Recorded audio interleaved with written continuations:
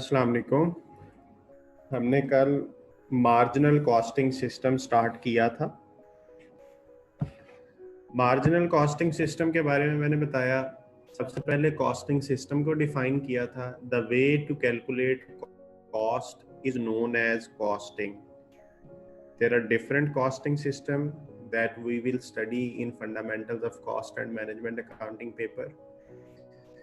The first costing system we started yesterday was marginal costing. And we concluded that marginal costing system is a system of costing in which marginal cost of a product or a service is calculated. What is marginal cost? Marginal cost is the cost that can be avoided if activity does not perform. In simple words, we can save marginal cost in case of no production. For example, direct material cost, direct labor cost, direct expenses, and variable overheads can be saved if we does not produce a product. Then we also concluded that under marginal costing system, we calculate marginal profit. Here is the formula for calculation of marginal profit. Marginal profit is equal to total contribution minus all total fixed costs. What is the concept of contribution? Contribution is the amount available to recover the fixed cost of an organization. And contribution is calculated by the use of this formula: sale price per unit minus all variable costs per unit. The answer will be contribution per unit.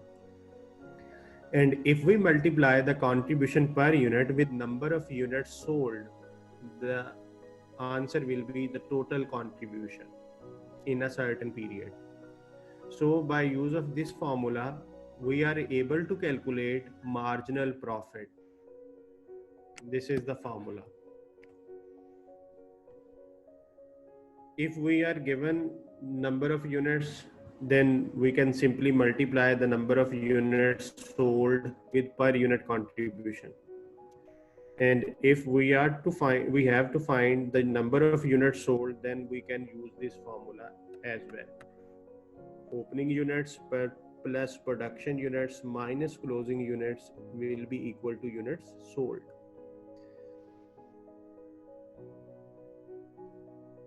As you people know that your paper is multiple choice questions, this formula is sufficient for calculation of marginal profit for a multiple choice question.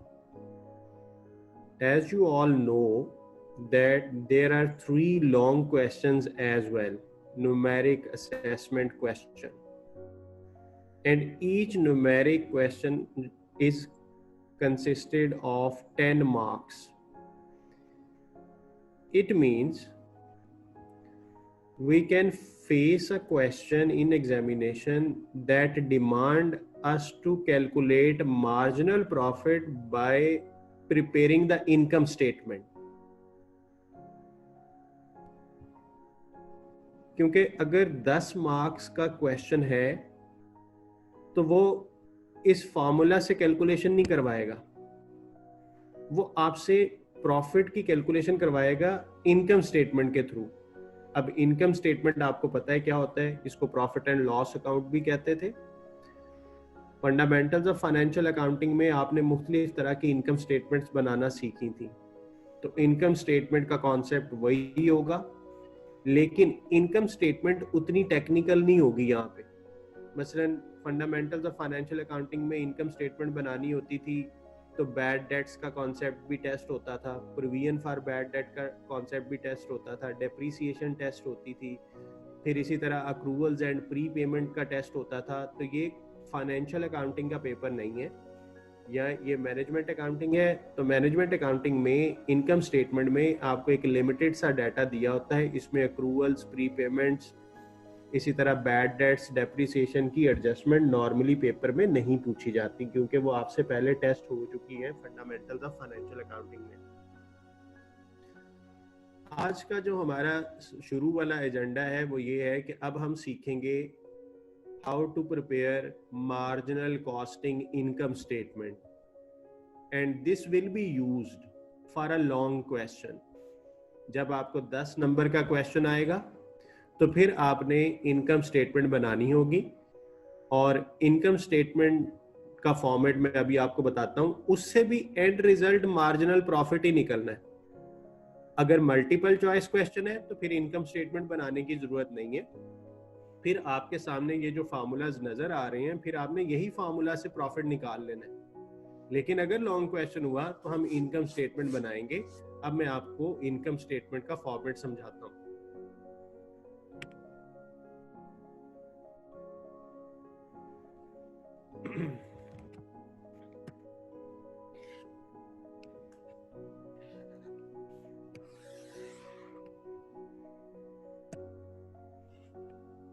Income statement जब आपने पढ़ी होगी तो आपको याद होगा कि सबसे पहले हम कंपनी नेम लिखते थे,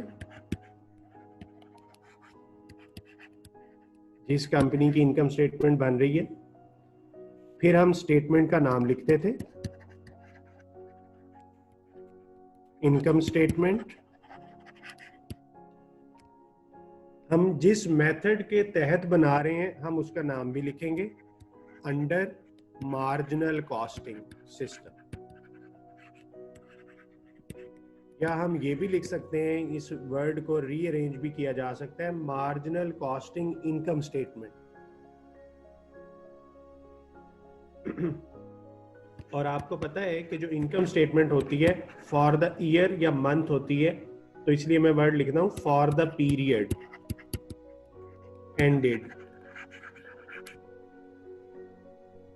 the period might be a month, a quarter, 6 months और ईयरली बेस्ड।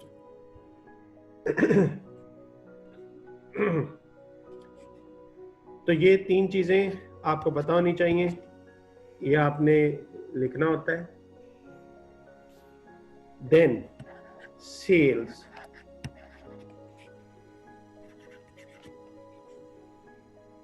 अब जब फंडामेंटल्स ऑफ फाइनेंशियल अकाउंटिंग पढ़ते थे तो वहां पे आपको सेल्स भी दिया होता था, सेल्स रिटर्न भी दी होती थी। यहाँ कॉस्ट अकाउंटिंग के पेपर में आपको सेल्स रिटर्न वगैरह नहीं दी होगी, आपको जस्ट सेल्स की फिगर दी होगी या आपको सेल्स का डाटा दिया होगा। तो हम सेल्स कैसे निकालेंगे?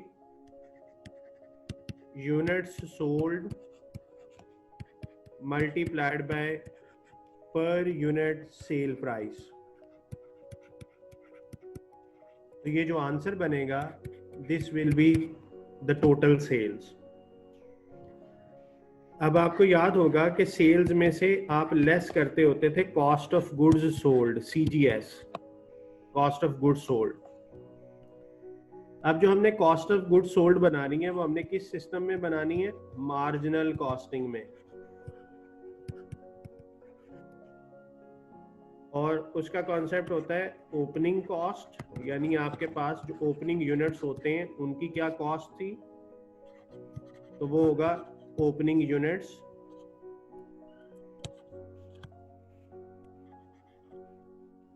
Multiplied by per unit marginal cost. और मैं आपको कल बता चुका हूं कि पर यूनिट मार्जिनल कॉस्ट कैसे फाइंड होती है। मैं रिपीट कर देता हूं, direct materials plus direct labour plus direct expenses plus variable overheads. अगर हम इन 4 चीजों को ऐड करें तो पर यूनिट मार्जिनल कॉस्ट बनती है। तो ये ओपनिंग की कॉस्ट आ गई।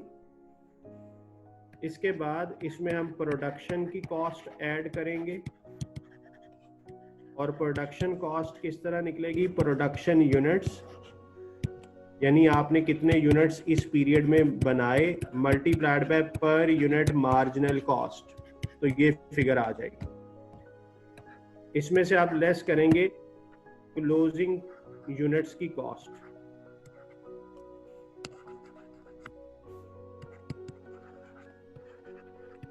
क्लोजिंग यूनिट्स की कॉस्ट भी उसी कॉन्सेप्ट के तहत निकलेगी। क्लोजिंग के जो यूनिट्स दिए होंगे क्वेश्चन में, उसको पर यूनिट मार्जिनल कॉस्ट से आप मल्टीप्लाई करें तो ये फिगर इसमें से लेस होगी।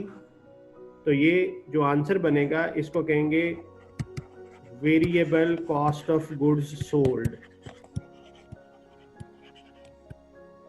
वेरिएबल क्यों कहा? क्योंकि ये मार्जिनल कॉस्टिंग सिस्टम है, तो हम इसे marginal cost of goods sold भी कह सकते हैं। तो ये जो आंसर आएगा वो हम यहाँ पे लिखेंगे और रेवेन्यू में से माइनस करेंगे तो ये जो आंसर आएगा इसको कहते हैं ग्रॉस कंट्रीब्यूशन।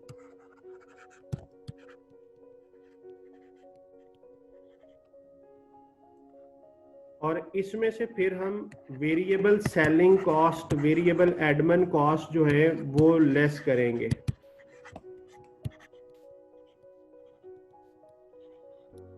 अच्छा, ये कैसे कैलकुलेट होगी? या आपको उसने क्वेश्चन में per unit variable selling cost दी होगी, इसको आप मल्टीप्लाई करेंगे यूनिट्स सोल्ड के साथ, तो ये पर यूनिट से टोटल में कन्वर्ट हो जाएगी। और ग्रॉस कंट्रीब्यूशन में से जब आप वेरिएबल सेलिंग कॉस्ट माइनस करेंगे तो इस चीज को नाम देंगे टोटल कंट्रीब्यूशन।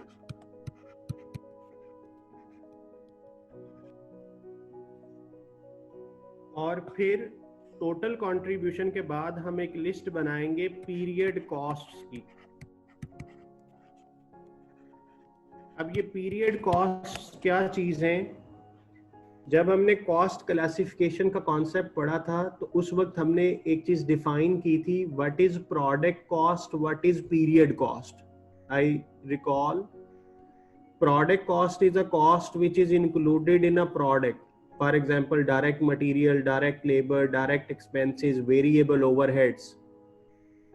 तो ये प्रोडक्ट का हिस्सा बने तो प्रोडक्ट कॉस्ट कहलाई मार्जिनल कॉस्टिंग में। अब वो चीजें जो प्रोडक्ट का हिस्सा नहीं बनी लेकिन कंपनी के खर्चे हैं, for example fixed overheads, marginal costing system में हमने फिक्स्ड ओवरहेड्स को प्रोडक्ट की कॉस्ट का हिस्सा नहीं बनाया। कल हमने पढ़ा था कि मार्जिनल कॉस्टिंग सिस्टम में जो फिक्स्ड ओवरहेड्स होते हैं वो प्रोडक्ट की कॉस्ट का हिस्सा नहीं बनते। तो जब वो प्रोडक्ट की कॉस्ट का हिस्सा नहीं बनते तो जो फिक्स्ड प्रोडक्शन ओवरहेड्स हैं they are treated as period cost. तो यहां से एक थ्योरेटिकल एमसीक्यू एग्जामिनर को मिल जाता है, under which system fixed production overheads are treated as period cost instead of product cost. Option A marginal costing, option B absorption costing. तो marginal costing system एक ऐसा सिस्टम है जिसमें फिक्स्ड प्रोडक्शन ओवरहेड्स को हम as a period cost treat करते हैं। तो पीरियड कॉस्ट में जो पहली चीज आएगी वो आपकी आएगी जी फिक्स्ड प्रोडक्शन ओवरहेड्स।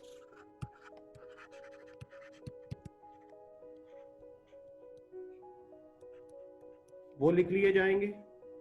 फिर हो सकता है क्वेश्चन में फिक्स्ड सेलिंग कॉस्ट भी दी हो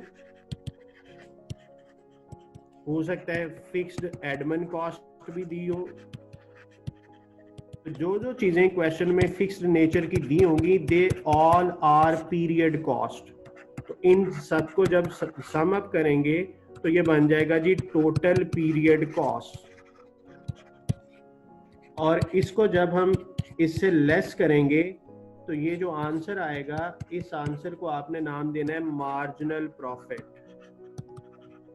मार्जिनल प्रॉफिट क्यों कहा? क्योंकि मैंने जो कॉस्टिंग सिस्टम यूज किया वो मार्जिनल कॉस्टिंग सिस्टम है। तो मार्जिनल कॉस्टिंग सिस्टम में जब हम इनकम स्टेटमेंट बनाते हैं, प्रॉफिट कैलकुलेट करते हैं, तो उस प्रॉफिट का नाम होता है मार्जिनल प्रॉफिट। तो अब देखें, यही काम जो हमने इतने लेंदी प्रोसेस से किया है, इसको ये इन्हीं 3 फार्मूला से देखें कितनी आसानी से हम निकाल लेते थे, सेम आंसर आता था। अभी कल मैंने आपको एक इलस्ट्रेशन कराई है, टेस्ट योर अंडरस्टैंडिंग 1 था आई थिंक। अगर आज हम उसकी इनकम स्टेटमेंट बनाएं तो इसी फॉर्मेट में वैल्यूज पुट करके हम उसकी इनकम स्टेटमेंट बनाएंगे। तो हमने फार्मूला से तो वो विद इन 1 मिनट हमने उसे सॉल्व कर लिया था, तो वो 2 मार्क्स का क्वेश्चन होगा फार्मूला वाला अगर करना है एमसीक्यू। लेकिन अगर इसी चीज के 10 नंबर बना दिए जाएं तो एग्जामिनर ये एक्सपेक्ट करता है कि आप ये इनकम स्टेटमेंट पूरी बनाएंगे। तो आप इसका स्क्रीनशॉट लें, ये आपकी मार्जिनल कॉस्टिंग इनकम स्टेटमेंट का फॉर्मेट बन गया।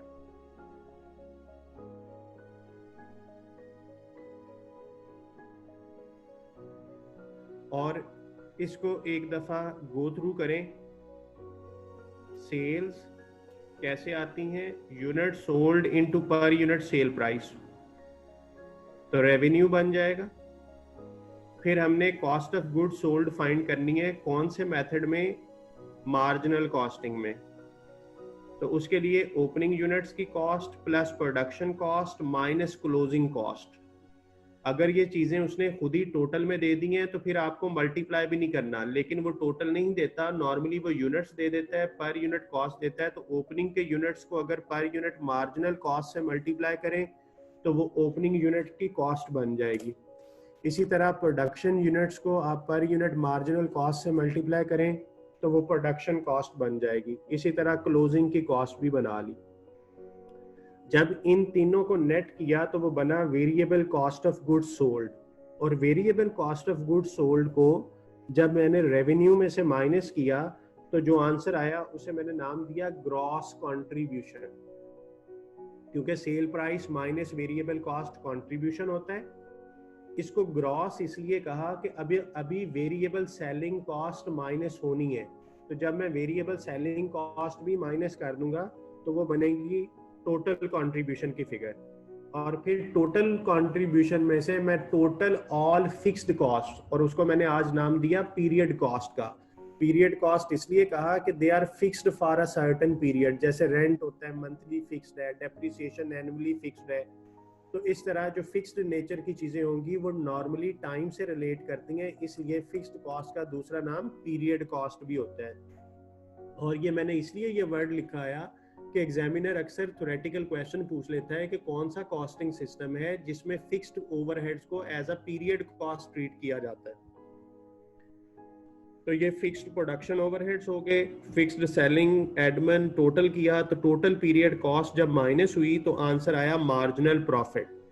अब हमने यही चीज कल सिंपल 3 फार्मूला से कर ली थी और हमने एक क्वेश्चन किया था, आज हम उसी क्वेश्चन को इस फॉर्मेट के तहत भी करेंगे। एक स्टूडेंट ने सवाल पूछा है कि sir cost of goods sold के साथ वेरिएबल क्यों लिखा है, तो सिंपल सीजीएस क्यों नहीं लिखा। तो मैंने वेरिएबल इसलिए लिखा कि हमारा कॉस्टिंग सिस्टम वेरिएबल कॉस्टिंग है, यानी मार्जिनल कॉस्टिंग सिस्टम है। तो इसलिए मैंने कॉस्ट ऑफ गुड्स सोल्ड के साथ मार्जिनल का वर्ड लिख दिया कि ये cost of goods sold marginal वाली है। क्योंकि अभी मैंने आज आपको अब्जॉर्प्शन कॉस्टिंग भी पढ़ाना है, फिर उसकी इनकम स्टेटमेंट भी बनेगी, तो वहाँ जो सीजीएस होगी उसे हम अब्जॉर्प्शन कॉस्टिंग सीजीएस कहेंगे। तो इसलिए दोनों मेथड्स में फ़र्क है, तो मैंने उसके साथ मार्जिनल का वर्ड लिख दिया, तो उसमें कोई मसला नहीं है।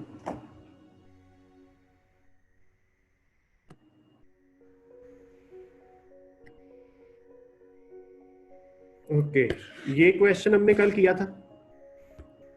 हमने टोटल कंट्रीब्यूशन फाइंड किया, हमने टोटल प्रॉफिट और लॉस भी कैलकुलेट किया, 10,000 का लॉस आया था।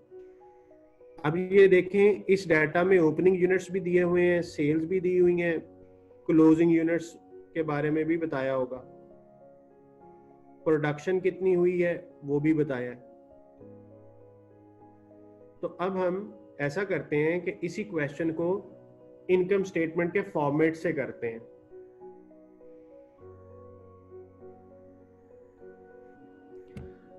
जी, मार्जिनल कॉस्ट की अगर मैं बात करूं तो मार्जिनल कॉस्ट कितनी बनती है इस क्वेश्चन में, 3 + 6 + 2 11। Marginal cost is $11 per unit. Direct material, direct labour, direct expenses है नहीं, वेरिएबल ओवरहेड्स हैं, तो सिर्फ 4 चीजें ऐड की तो ये मार्जिनल कॉस्ट बनी एक्सपेंस इसमें नहीं है, एक्सपेंस की फिगर 0 है, तो ये 3 चीजें बची, 11 हो गया जी। अब हम इसको उसी फॉर्मेट में अप्लाई करते हैं।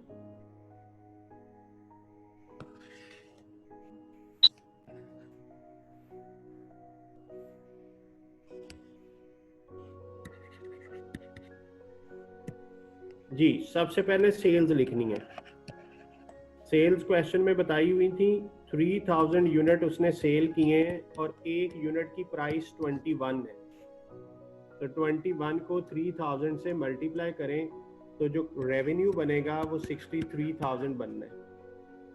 उसके बाद हमने लेस करना होता है marginal cost of goods sold, और इसकी वर्किंग करनी पड़ती है opening plus production minus closing. अब क्वेश्चन में देखते हैं कि उसने ओपनिंग यूनिट्स कितने दिए हुए हैं।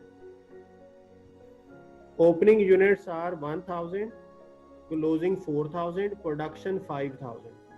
तो मैं इनको वहां पे लिखता हूँ 1, 5 और 4, 1000, 5000 एंड 4000।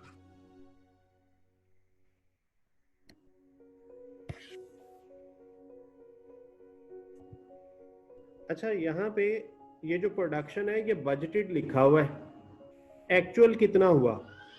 एक्चुअल प्रोडक्शन यहाँ पे ना दिया नहीं हुआ, तो इसलिए मुझे फाइंड कर लेना चाहिए।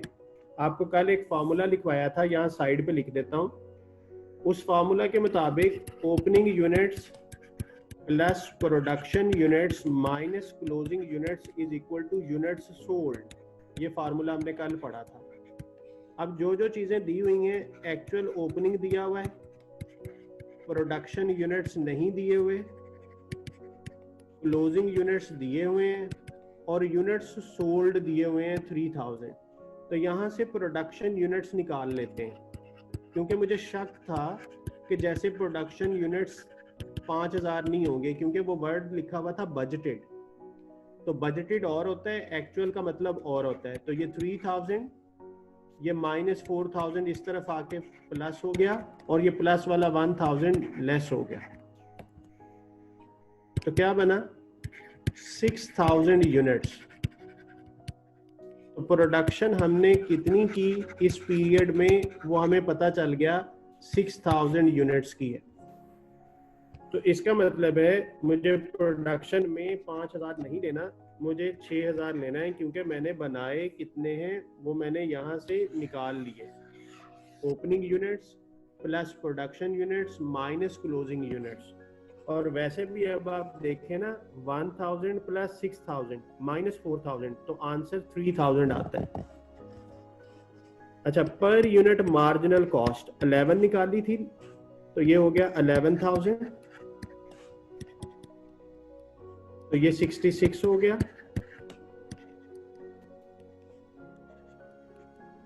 ये 44 हो गया। तो कॉस्ट ऑफ गुड्स सोल्ड निकाल लें, marginal cost of goods sold, इसको कैलकुलेट कर लेंगे। 11,000 प्लस 66,000 माइनस 44,000, तो आपकी कॉस्ट ऑफ सेल बनी 33,000।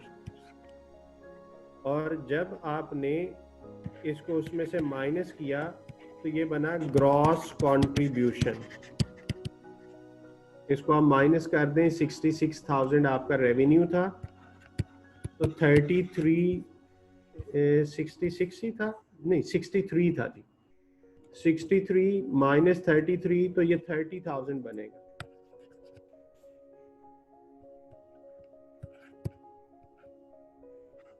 अब इसमें से क्या लेस करना है? वेरिएबल सेलिंग लेस करनी है। क्या वेरिएबल सेलिंग कॉस्ट क्वेश्चन में दी हुई थी? यस, दी हुई थी। ये देखें, वेरिएबल सेलिंग कॉस्ट इज 5, तो इट मींस $5 कॉस्ट है, और इसको किससे मल्टीप्लाई करना होता है? नंबर ऑफ यूनिट सोल्ड से। अब स्टूडेंट एग्जाम में ये गलती करते हैं कि सेलिंग कॉस्ट को प्रोडक्शन से ज़रब दे देते हैं। आपने इसके नाम पे देखना है कि सेलिंग कॉस्ट है, तो सेलिंग कॉस्ट हमेशा सेल्स यूनिट्स पे आएगी। तो सेल्स यूनिट्स आपके 3000 है, तो 15,000 जो है वो आपका सेलिंग कॉस्ट का एक्सपेंस बन गया। तो ये आपका जो टोटल कंट्रीब्यूशन या नेट कंट्रीब्यूशन जो बना है वो बना जी 15,000।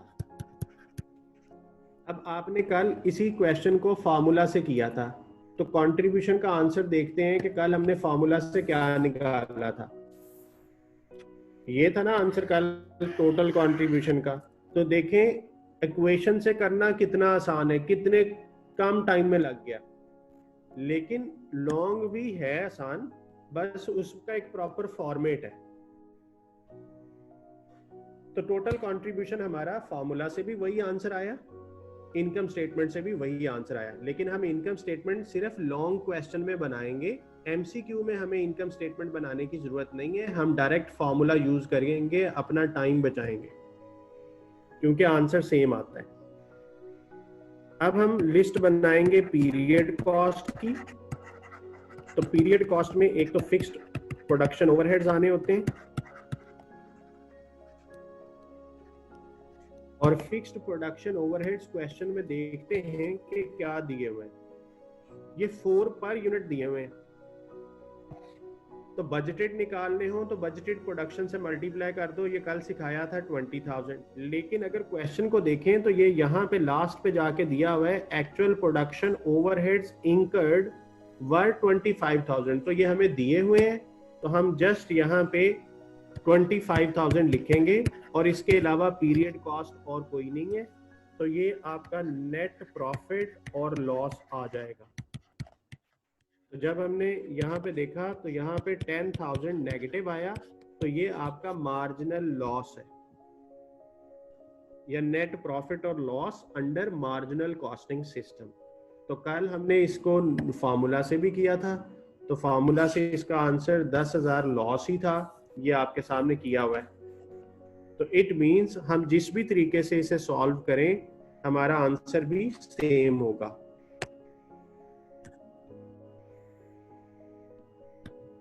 जी, ये मैंने आपके सामने इसकी एक पूरी इनकम स्टेटमेंट बना दी है, इसका स्क्रीनशॉट ले लें। ये टेस्ट योर अंडरस्टैंडिंग 1 का सॉल्यूशन है।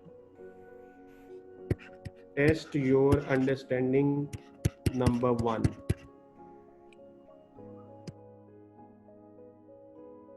जी स्टूडेंट्स, मुझे कुछ क्वेश्चंस आए हैं, क्वेश्चन सुनिएगा फिर मैं उनका आंसर करता हूँ। एक स्टूडेंट ने पूछा है, sir do we have period cost in absorption costing system as well. बिल्कुल, अब्जॉर्प्शन कॉस्टिंग सिस्टम में भी पीरियड कॉस्ट होती हैं, लेकिन एक फर्क होगा कि जो फिक्स्ड प्रोडक्शन ओवरहेड्स हमने मार्जिनल में पीरियड कॉस्ट में लिखे हैं, ये अब्जॉर्प्शन में प्रोडक्ट कॉस्ट बनते हैं। ये कल भी बताया था, मैं आज फिर दोबारा बताऊंगा जब मैं अब्जॉर्प्शन कॉस्टिंग पे जाऊंगा। लेकिन सवाल का जवाब ये हुआ कि अब्जॉर्प्शन कॉस्टिंग सिस्टम में भी पीरियड कॉस्ट होती है। उसके बाद एक और क्वेश्चन है कि just like in marginal we have fixed production overhead as period cost, वो मैंने बता दिया, सेम वही क्वेश्चन था। और एक और स्टूडेंट ने भी वही सवाल पूछा है कि क्या हम दोनों में फिक्स्ड ओवरहेड को डिडक्ट करते हैं। दोनों में करते हैं, बस उनकी प्लेस डिफरेंट हो जाती है। यानी मार्जिनल कॉस्टिंग में फिक्स्ड ओवरहेड्स को पीरियड कॉस्ट बनाया जाता है, अब्जॉर्प्शन में उन्हें प्रोडक्ट कॉस्ट बनाया जाता है। तो प्लेस के चेंज होने की वजह से क्या इम्पैक्ट आता है वो अब हम अभी थोड़ी देर बाद देखते हैं। इसी क्वेश्चन को हम अब्जॉर्प्शन से भी करेंगे, लेकिन पहले मैं आपको अब्जॉर्प्शन का कॉन्सेप्ट दे दूं, फिर आगे बात करते हैं। जी, और कोई क्वेश्चन तो नहीं है आपका यहां तक?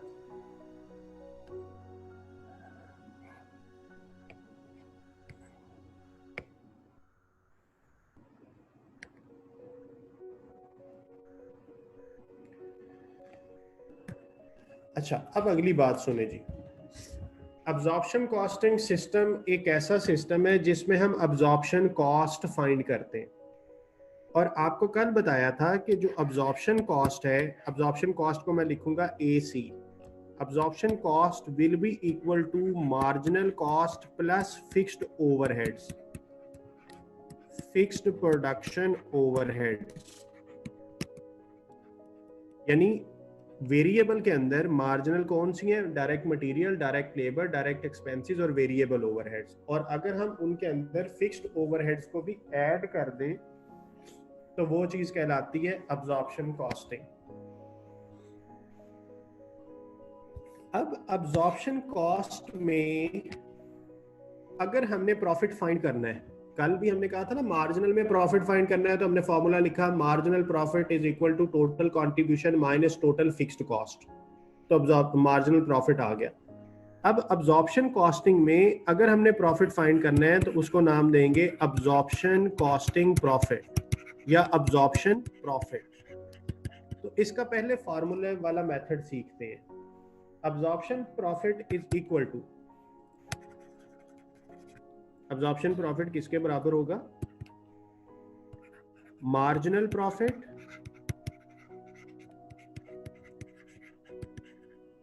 Plus closing units minus opening units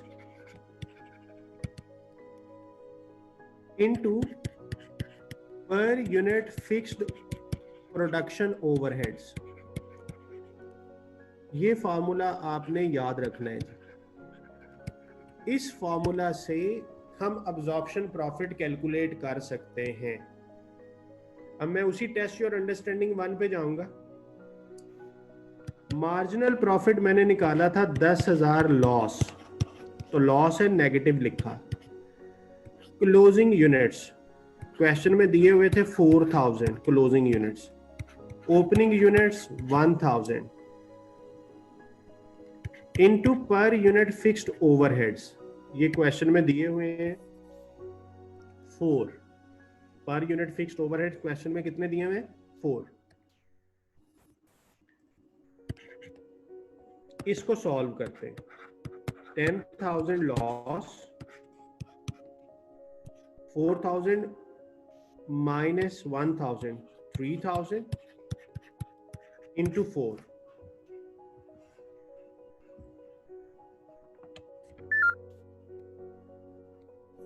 तो ये कितना बन गया जी?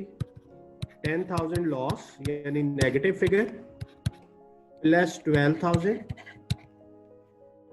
तो ये आंसर आया जी अब्जॉर्प्शन प्रॉफिट का 2,000। This is absorption profit.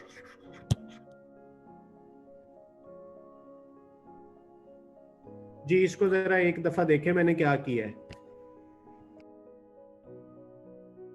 जी। तो अब्जॉर्प्शन कॉस्टिंग में हमारा अल्टीमेट एम होगा अब्जॉर्प्शन प्रॉफिट को फाइंड करना।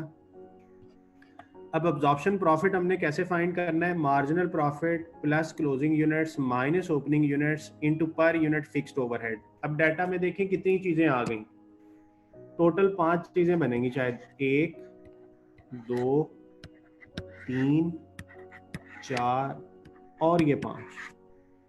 अब आपका पेपर मल्टीपल चॉइस क्वेश्चन है, पांचों में से 4 चीजें दे दे, एक मिसिंग हो तो आप वो चीज फाइंड कर सकते हैं। यानी दोनों प्रॉफिट दे दे, ओपनिंग क्लोजिंग दे दे, तो पर यूनिट फिक्स्ड ओवरहेड निकाले जा सकते हैं।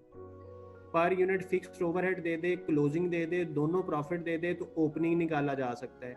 तो इसका मतलब है इस सवाल को 5 मुख्तलिफ तरीकों से असेस कर सकता है एग्जामिनर। अच्छा, आपने एक बात का ख्याल रखना है कि ये जो इक्वेशन है ना, इसको एज इट इज याद करना है।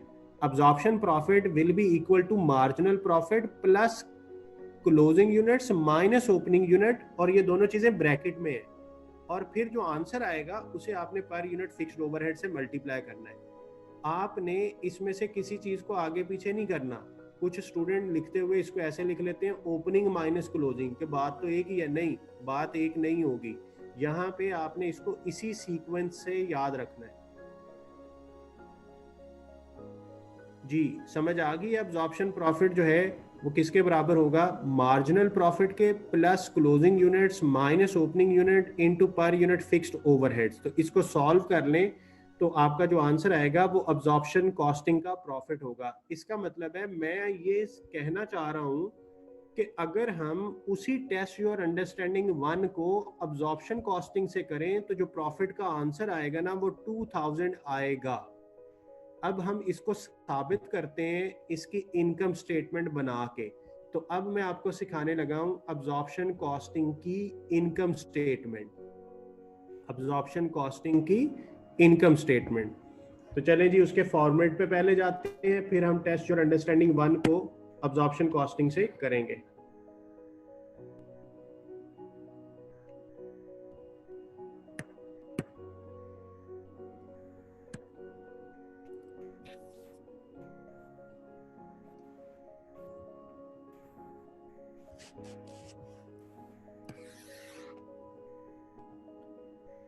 वही 3 चीजें आएंगी, कंपनी नेम आएगा स्टार्टिंग में, अब्जॉर्प्शन कॉस्टिंग, इनकम स्टेटमेंट,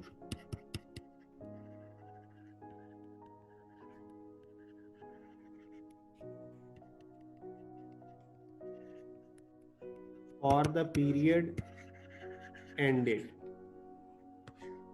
अब उसके बाद सेल्स लिखेंगे सबसे पहले, सेल्स उसी तरह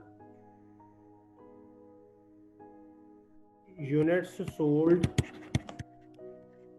into per unit sale price. अच्छा मैं फॉर्मेट भी बना देता हूं, साथ ही टेस्ट योर अंडरस्टैंडिंग 1 को करते भी रहते हैं। टेस्ट योर अंडरस्टैंडिंग 1 में यूनिट सोल्ड थे 3000 और पर यूनिट सेल प्राइस 21 थी, तो ये रेवेन्यू आ गया 63,000 का। अब इसमें से लेस करना है absorption cost of goods sold, क्योंकि अब मैं कौन सा मेथड यूज कर रहा हूं, अब मैं अब्जॉर्प्शन कॉस्टिंग यूज कर रहा हूं, इसलिए मैं absorption cost of goods sold का वर्ड लिखा है।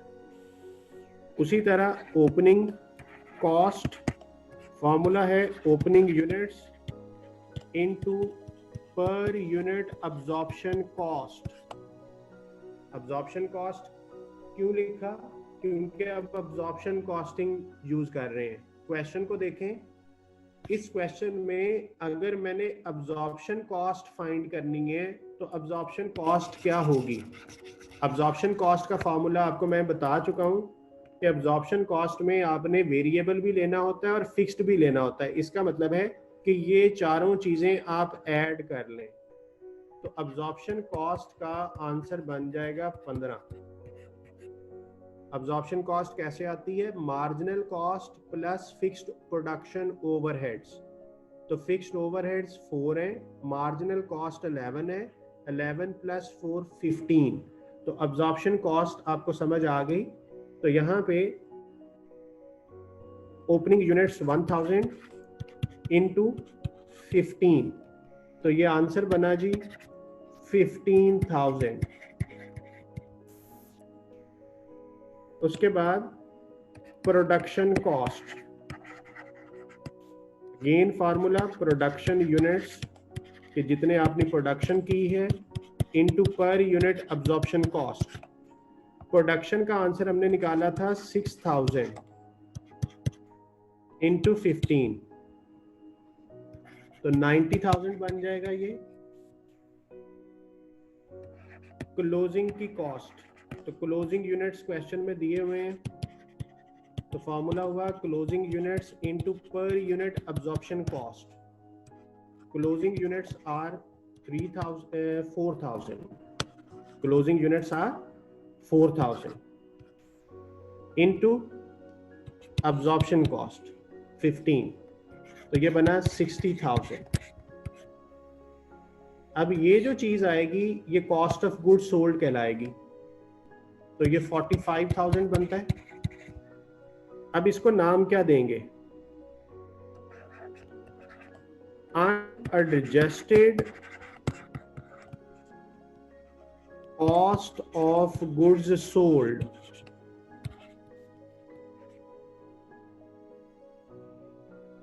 या absorption cost of goods sold भी लिख सकते हैं, unadjusted absorption cost of goods sold. अब ये अनएडजस्टेड क्या चीज है, ये मार्जिनल में ये कॉन्सेप्ट नहीं था, अब्जॉर्प्शन में ये कॉन्सेप्ट है। अब ये अनएडजस्टेड का मतलब है कि इसमें कोई एडजस्टमेंट होनी है। अब वो एडजस्टमेंट क्या होगी, वो एडजस्टमेंट मैं आपको बताने लगा हूं कि एडजस्टमेंट किस चीज की होगी। एडजस्टमेंट ऑफ अंडर और ओवर अब्जॉर्ब्ड फिक्स्ड ओवरहेड्स। यानी अब हमने अंडर और ओवर अब्जॉर्ब्ड ओवरहेड्स की एडजस्टमेंट करनी है और उसके लिए मुझे वर्किंग करनी पड़ेगी। अब ये अंडर और ओवर कैसे निकालते हैं? ओवरहेड्स के चैप्टर में पढ़ा था हमने कि जहां पे फिक्स्ड ओवरहेड्स होते हैं वहां पे चांसेस होते हैं कि ऑलरेडी आप या तो अंडर कर चुके होते हैं या ओवर कर चुके होते हैं। तो इसलिए हमने अपना शक दूर करना है कि कहीं इस क्वेश्चन में अंडर ओवर तो नहीं है। तो अंडर ओवर के लिए हमारा फॉर्मूला था absorbed overheads minus actual overheads. Absorbed overheads आप कैसे फाइंड करते थे? Overhead absorption rate into actual level. और एक्चुअल ओवरहेड्स आपको क्वेश्चन में दिए हुए होते हैं, इस सवाल में भी दिए हुए हैं। अब अगर क्वेश्चन देखें तो ओवरहेड अब्जॉर्प्शन रेट उसने दिया हुआ है $4 per unit into actual level. 6000 की प्रोडक्शन की है तो एक्चुअल लेवल कितना हो गया? 6000 माइनस एक्चुअल ओवरहेड्स 25,000 क्वेश्चन में दिए हुए हैं, तो ये बना 24,000 माइनस 25,000। तो यहां से 1000 आंसर आ गया। और ये 1000 अंडर हैं या ओवर हैं? मुझे कमेंट बॉक्स में बताएं, मैं देखना चाहता हूं आपको याद भी है या नहीं अंडर ओवर का कॉन्सेप्ट, कि ये 1000 अंडर अब्जॉर्ब्ड हैं या ओवर अब्जॉर्ब्ड।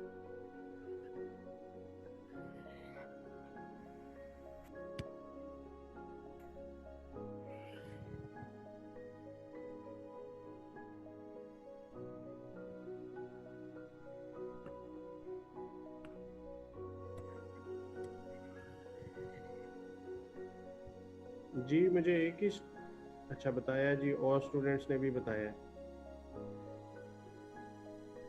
शाबाश, अंडर अब्जॉर्ब्ड हैं जी, क्योंकि हमने अब्जॉर्ब्ड थोड़े किए हैं। तो अगर अब्जॉर्ब्ड थोड़े हैं तो ये अंडर अब्जॉर्ब्ड होता है। अब्जॉर्ब्ड ओवरहेड्स 24 थे, एक्चुअल 25 हैं, तो ये जो आंसर होगा ये अंडर अब्जॉर्ब्ड है।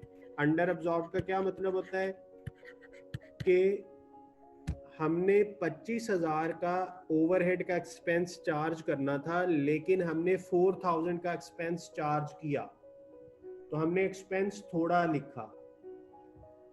अच्छा ये जरा यहाँ देखें कहाँ पे चार्ज हुआ है, वो स्क्रीन पे देखिएगा। ये जो 15 लिखा हुआ है, इस 15 के अंदर 4 क्या है? 4 ओवरहेड्स है। तो जब हमने 4 को 6 से मल्टीप्लाई किया तो वो 24,000 हुआ। यानी इस 90,000 के अंदर 24,000 फिक्स्ड ओवरहेड शामिल है। इसीलिए हम वर्ड यूज करते थे फिक्स्ड ओवरहेड्स चार्ज्ड। तो ये देखें चार्ज कहाँ हुए? 11 और 4 15 फिक्स्ड ओवरहेड को हमने प्रोडक्ट की कॉस्ट का हिस्सा बनाया। तो हमने 15 की जो फिगर हासिल की है वो कैसे आई? 11 + 4, यानी ये वाला जो 4 था पर यूनिट वो हमने यहाँ पे लिखा हुआ है 15 के अंदर। तो जब हमने 4 को 6 से मल्टीप्लाई किया तो 24 बनता है। तो यहाँ पे 90 के अंदर 24 शामिल है। और अगर आप मार्जिनल में देखें, मार्जिनल में आपने क्या लिखा था? ये 66 लिखा हुआ है। अब 66 और 90 का डिफरेंस लें, ये वही 24,000 होगा। 66 माइनस 90, तो ये 24,000 वही फिक्स्ड ओवरहेड का डिफरेंस आया है। तो हमने 24,000 को एक्सपेंस बनाया हुआ है और 25,000 होना चाहिए था एक्सपेंस। इसका मतलब है एक्सपेंस 1,000 कम है, तो इसीलिए एडजस्टमेंट का कॉन्सेप्ट अराइज हुआ। मार्जिनल कॉस्टिंग में हमने एडजस्टमेंट का क्यों नहीं सोचा? क्योंकि मार्जिनल में हमने कॉस्ट के अंदर वो 4 लिया ही नहीं था। तो एक चीज जब अब्जॉर्ब ही नहीं हुई तो उसके अंडर ओवर की सवाल ही पैदा नहीं होता। अब अब्जॉर्प्शन कॉस्टिंग में क्योंकि वो फॉर प्रोडक्शन का हिस्सा बन गया, प्रोडक्ट का हिस्सा बन गया, तो हमने अब्जॉर्ब किया। तो जब हमने प्रोडक्ट के अंदर ओवरहेड्स अब्जॉर्ब किए तो वहां पे गुंजाइश निकल आई कि अंडर भी हो सकता है, ओवर भी हो सकता है। तो इसका मतलब है जब भी आप अब्जॉर्प्शन कॉस्टिंग सिस्टम यूज करोगे तो आपने अंडर और ओवर अब्जॉर्ब्ड की वर्किंग करनी है। और अंडर अगर आ गया तो अंडर का मतलब है कि हमने कॉस्ट कम लिखी है, तो यहां पे 1000 ऐड करेंगे। अंडर अब्जॉर्ब का मतलब है, लॉजिक सुने पहले, लॉजिक ये है कि अंडर अब्जॉर्ब का मतलब है कि हमने थोड़े ओवरहेड्स चार्ज किए। ये आपके सामने देख लें, हमने कितने ओवरहेड चार्ज किए, 24,000, जबकि एक्चुअल ओवरहेड बनते कितने थे, 25,000।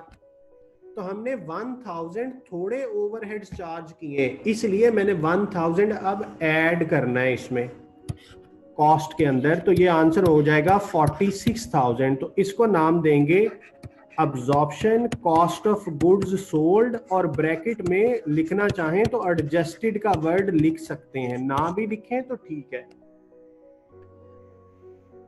Absorption cost of goods sold adjusted, यानी मैं एडजस्टमेंट कर चुका हूं। वैसे तो मैंने इसकी बड़ी ध्यान से डिटेल के साथ आपको इसकी लॉजिक बता दिया, why we add under absorbed overheads in cost. क्योंकि कॉस्ट थोड़ी चार्ज हुई है, ज्यादा होनी चाहिए थी, तो इसलिए अंडर ऐड हुआ और ओवर लेस हुआ। ये मैंने आपको लॉजिकली बता दिया। अब आप स्टूडेंट हैं, लॉजिक को इतना आसानी से अब्जॉर्ब करना आपके लिए थोड़ा मुश्किल है। आपने इस पॉइंट को दोबारा सुनना है, वीडियो में रिकॉर्डेड में दोबारा सुनना है अगर आपको मसला हुआ। अब मैं आपको ना एक देसी तरीका बता देता हूँ अंडर और ओवर को याद रखने का, ताकि आपका सवाल गलत ना हो। अब ध्यान से सुन लें, ये मैं सिर्फ ना स्टूडेंट्स को ये पॉइंट पक्का कराने के लिए बता रहा हूँ। वैसे मैं ये मेथड रिकमेंड नहीं करता कि आप इसी तरीके से याद रखें, लेकिन अब आपको जो मैं बात बताने लगा हूँ उसके बाद आप भूलेंगे नहीं इंशाल्लाह। देखो, जो अंडर का वर्ड है, मैंने कहा अंडर को क्या करना है, ऐड करना है। किस में, कॉस्ट में, इन CGS, यानी कॉस्ट में ऐड कर दो। और ओवर को लेस कर दो, कहां से, फ्रॉम CGS। ये हमने कंक्लूड किया। अब मैं देसी तरीका जो आपको बताने लगा हूं, टोट का समझ लें। अंडर के अंदर डी होता है, तो ऐड में भी डी है, तो अंडर ऐड। ओवर के अंदर डी नहीं है, तो इसलिए ओवर को ऐड नहीं करना आपने। जी याद रहेगा, अंडर ऐड होगा किस चीज में, कॉस्ट में, और ओवर लेस होगा किस चीज में, कॉस्ट से। जी, अंडर अब्जॉर्ब्ड ऐड होंगे कॉस्ट के अंदर, और ओवर अब्जॉर्ब जो है वो लेस होंगे।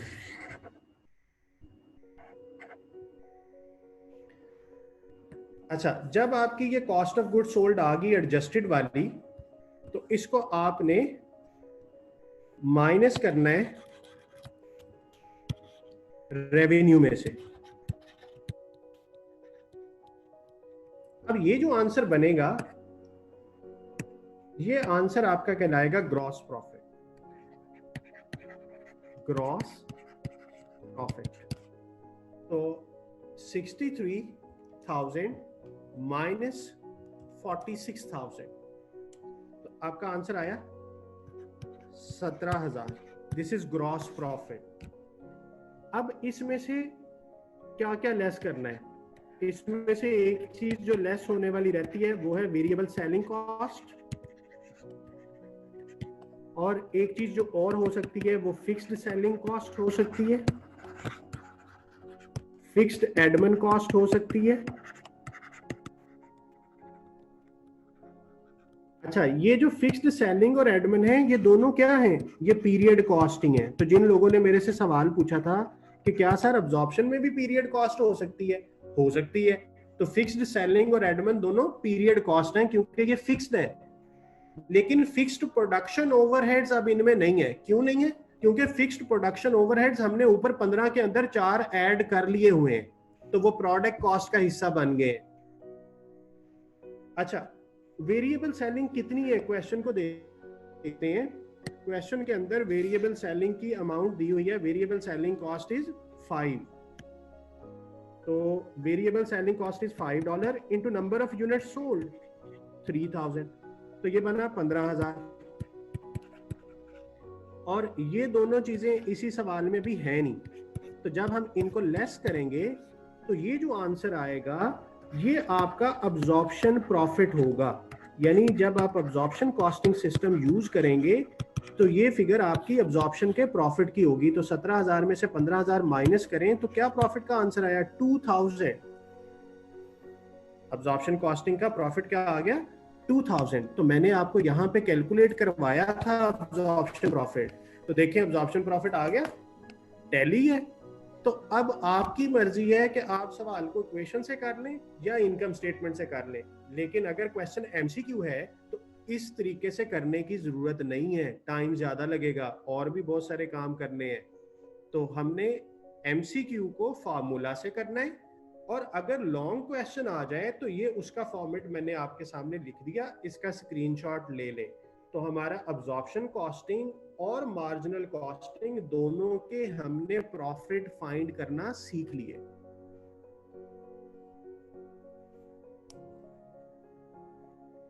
इसका स्क्रीनशॉट ले लें, कोई क्वेश्चन है तो वो पूछ लें, उसके बाद हम एक छोटी सी ब्रेक करते हैं।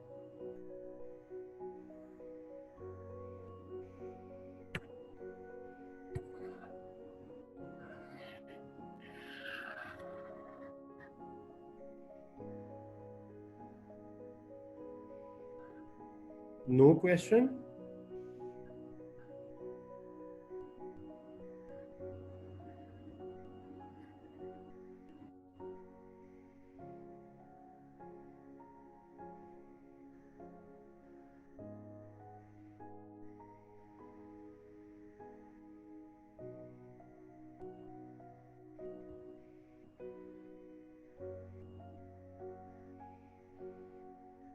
अच्छा जी, आपने मेरे ट्रिक को काफी लाइक किया है, थैंक यू सो मच।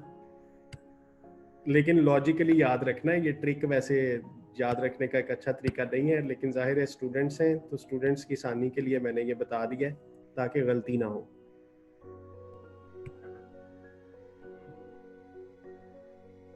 जी जी, ये स्क्रीन आपके सामने रहेगी, जिन्होंने इसे लिखना है वो लिख लें, अदरवाइज स्क्रीनशॉट ले लें।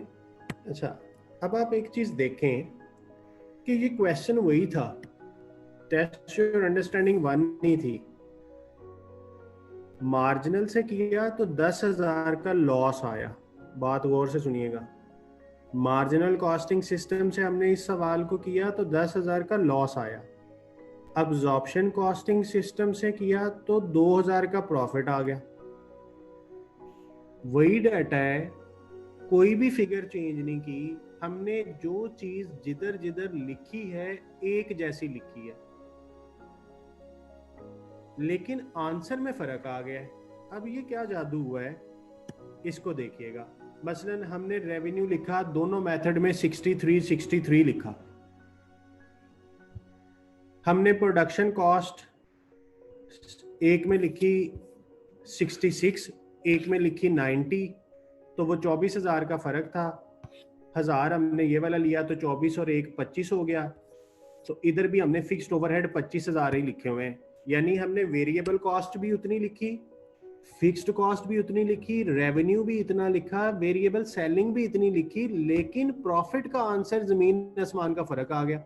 एक मेथड कहता है 10,000 का लॉस है, एक मेथड कह रहा है 2,000 का प्रॉफिट है। अब ये उन्हीं फिगर्स के साथ अकाउंटेंट ने दो मुख्तलिफ रिजल्ट दे दिए। यानी हुआ क्या, अगर आप 1 बाय 1 लाइन आइटम को कंपेयर करें तो रेवेन्यू 60, अब बात गौर से सुनिएगा, 63 लिखा है पहले मेथड में, मार्जिनल में, अब्जॉर्प्शन में भी 63 लिखा है। प्रोडक्शन कॉस्ट हमने लिखी है 66 प्लस 25,000, यानी 66 ये वाला और 25 ये वाला, तो 66 प्लस 25 किया तो 91 बनता है। यानी मार्जिनल में प्रोडक्शन कॉस्ट कितनी लिखी है? 91। अब्जॉर्प्शन में कितनी लिखी है? 90 ये वाला और 1 ये वाला, तो तो 91 हो गया ये भी। सेलिंग कॉस्ट आपने 15,000 लिखी है मार्जिनल में, और अब्जॉर्प्शन में जाके भी आपने सेलिंग कॉस्ट 15,000 ही लिखी है। यानी हर आइटम कॉस्ट की जितनी बनती थी आपने उतना ही लिखा, कुछ गलत नहीं लिखा।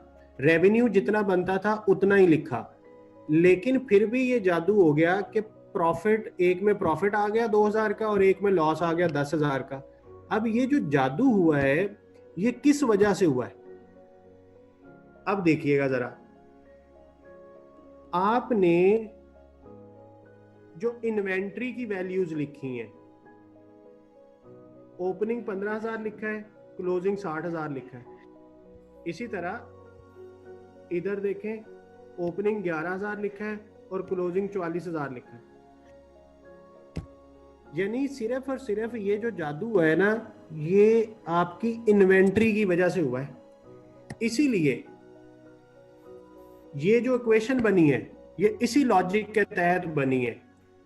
स्क्रीन पे देखिएगा, अगर मैं इतना पोर्शन छुपा लूं, सपोज करेंगे नहीं है, तो इसका मतलब है दोनों के प्रॉफिट सेम होते। अगर ये जिसको मैंने ग्रीन से बॉक्स बनाया है, अगर ये पोर्शन ना होता तो ये इक्वेशन है, ये दोनों चीजें बराबर होती। तो फर्क सिर्फ और सिर्फ इन्वेंट्री की वजह से आया, और इन्वेंट्री के अंदर फिक्स्ड ओवरहेड का डिफरेंस था, क्योंकि एक में इन्वेंट्री की वैल्यू 11 लिखी है, एक में इन्वेंट्री की वैल्यू 15 लिखी हुई है। तो 11 और 15 का डिफरेंस पर यूनिट में $4 ही है। इसीलिए हमने कहा कि जो दोनों का प्रॉफिट है वो इस रिलेशनशिप के तहत आएगा। इसका मतलब फिर ये हुआ कि अगर एक ऑर्गेनाइजेशन में, अब ये बात आपके समझने वाली है, प्रोडक्शन बराबर हुई सेल्स के, production is equal to sales, यानी production units are equal to sales units, यानी जितने बनाए उतने ही हमने बेच दिए। तो मैं कहना ये चाह रहा हूं कि आपके जो क्लोजिंग यूनिट्स हैं वो इक्वल होंगे ओपनिंग यूनिट्स के, क्योंकि प्रोडक्शन और सेल्स बराबर का मतलब है कि क्लोजिंग और ओपनिंग पे कोई फर्क नहीं पड़ा, क्लोजिंग और ओपनिंग की फिगर भी बराबर होगी। तो इसका मतलब है जब आप इस फॉर्मूला में सेम फिगर लिखेंगे, फॉर एग्जांपल क्लोजिंग 4,000 है, ओपनिंग भी 4,000 हो, तो 4,000 माइनस 4,000 आंसर विल बी 0। तो 0 इंटू 4 करेंगे, आंसर 0 ही आएगा। तो इसका मतलब है ये सारा पोर्शन निल हो जाएगा। तो ये सारा पोर्शन निल कब होगा? जब आपके प्रोडक्शन यूनिट्स बराबर होंगे सेल्स के, और इसको हम ये भी कह सकते हैं कि क्लोजिंग यूनिट ओपनिंग के बराबर होंगे। तो in this case absorption profit will be equal to marginal profit, यानी दोनों का प्रॉफिट भी बराबर आएगा इस सूरत में। तो ये भी आपको थ्योरेटिकल एमसीक्यू पूछा जा सकता है कि in a period when production units are equal to sold units then the both profit will be the same। अच्छा, अब अगर एक ऑर्गेनाइजेशन ने प्रोडक्शन की है ज्यादा, production units are greater than sales units, तो इस केस में क्या होगा? इस केस में क्लोजिंग यूनिट्स ज्यादा हो जाएंगे ओपनिंग से। तो इस सूरत में अब्जॉर्प्शन का प्रॉफिट ज्यादा होगा, किससे? मार्जिनल के प्रॉफिट से। अब ये जो अभी सवाल हमने किया, इसमें हमने कितने यूनिट बनाए थे? 6,000, यानी प्रोडक्शन 6,000 थी और हमने बेचे कितने? 3,000। तो production is greater than sales. तो इस सूरत में क्लोजिंग यूनिट का क्या आंसर था? 4,000, और ओपनिंग यूनिट का क्या आंसर था? 1,000 क्वेश्चन में दिया हुआ था। तो देखें क्लोजिंग ज्यादा हुए, यानी जब हम ज्यादा प्रोडक्शन करेंगे तो हमारी क्लोजिंग इन्वेंटरी की फिगर बढ़ेगी, क्योंकि प्रोडक्शन ज्यादा कर ली ना। 6,000 बनाए थे, बेचे 3,000 है, तो पहले के भी 1,000 पड़े थे, 1,000 और 3,000 ये वाले मिलके कितने हो गए? 4,000 हो गए। तो अब इस सूरत में अब्जॉर्प्शन का प्रॉफिट कितना आया? अब्जॉर्प्शन कहता है प्रॉफिट है 2,000 का, और ये बड़ी फिगर है एज कंपेयर टू 10,000 के लॉस से। तो ये स्टेटमेंट देखें, ट्रू है ना? कि जब आप ज़्यादा प्रोडक्शन करेंगे सेल्स की निस्बत, तो इसका इफेक्ट क्या आएगा कि क्लोजिंग यूनिट ज़्यादा हो जाएंगे, और उस क्लोजिंग यूनिट्स के ज़्यादा होने की वजह से आपका प्रॉफिट डिफर करेगा, और डिफर करके किसका प्रॉफिट बड़ा आएगा? अब्जॉर्प्शन का प्रॉफिट बड़ा आएगा। तो ये मैंने आपके सामने इसी क्वेश्चन का डाटा लिख दिया, क्योंकि इस क्वेश्चन में यही सिचुएशन थी। अच्छा जी, अब तीसरा सिनेरियो बनाता हूँ कि अगर आप एक पीरियड में प्रोडक्शन थोड़ी करें, production units are less than the sales units, इस सूरत में क्या होगा? आपके ओपनिंग यूनिट्स ज्यादा हो जाएंगे, opening units are greater than closing units. तो इस सूरत में फिर जो रिजल्ट निकलेगा, marginal profit will be greater than absorption profit.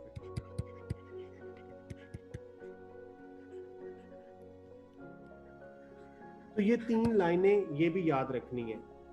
तो पहली बात तो ये पता चली कि अगर क्लोजिंग और ओपनिंग यूनिट सेम हुए तो फिर कोई प्रॉफिट पे फर्क नहीं आएगा, लेकिन अगर क्लोजिंग और ओपनिंग यूनिट छोटे बड़े हुए तो फिर फर्क आएगा। अगर क्लोजिंग यूनिट ज्यादा है तो अब्जॉर्प्शन का प्रॉफिट ज्यादा है, अगर ओपनिंग यूनिट ज्यादा है तो मार्जिनल का प्रॉफिट ज्यादा है। जी, ये तीनों इक्वेशंस आपने याद रखनी है, लिख लीजिएगा बेशक। स्क्रीनशॉट लेना चाहते हैं स्क्रीनशॉट ले लें। ये पहला रूल, दूसरा और फिर ये तीसरा।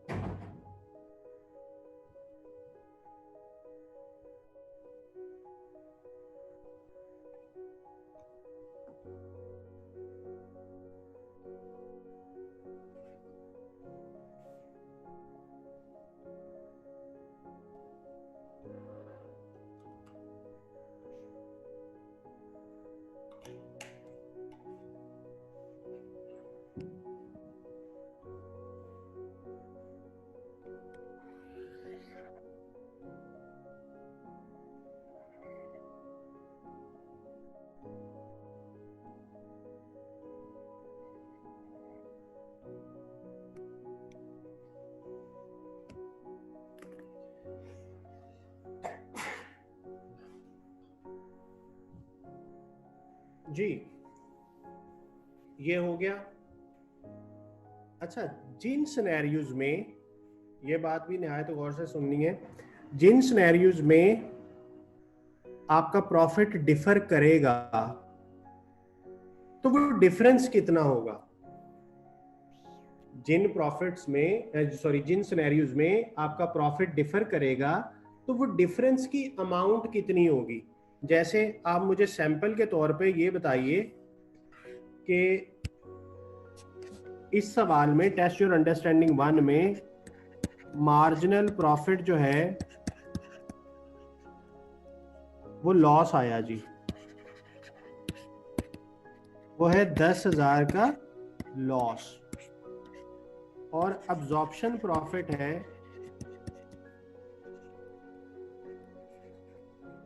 2,000 का प्रॉफिट। अब मुझे इन दोनों का डिफरेंस चाहिए, डिफरेंस इन प्रॉफिट्स। तो जरा मुझे बताइए इन दोनों का डिफरेंस कितना है? डिफरेंस का मतलब समझते हैं ना? तो जरा मुझे कमेंट बॉक्स में बताइए डिफरेंस कितना है,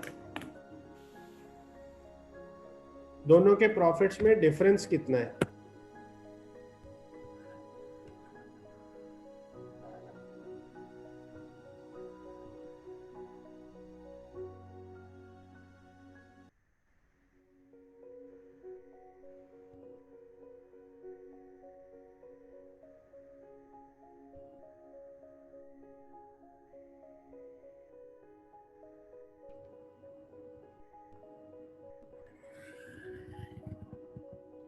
अच्छा जी, मुझे आंसर आने लग गए हैं, और एज एक्सपेक्टेड 2 आंसर आए हैं।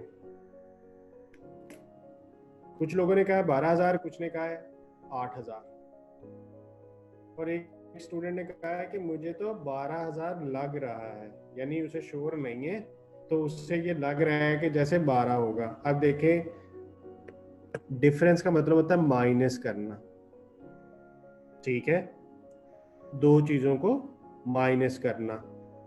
तो इसका मतलब है ये पहली रकम में से मैं दूसरी रकम माइनस करूं तो डिफरेंस आ जाएगा। तो ये भी माइनस है, ये भी माइनस है, तो आंसर होगा -12,000।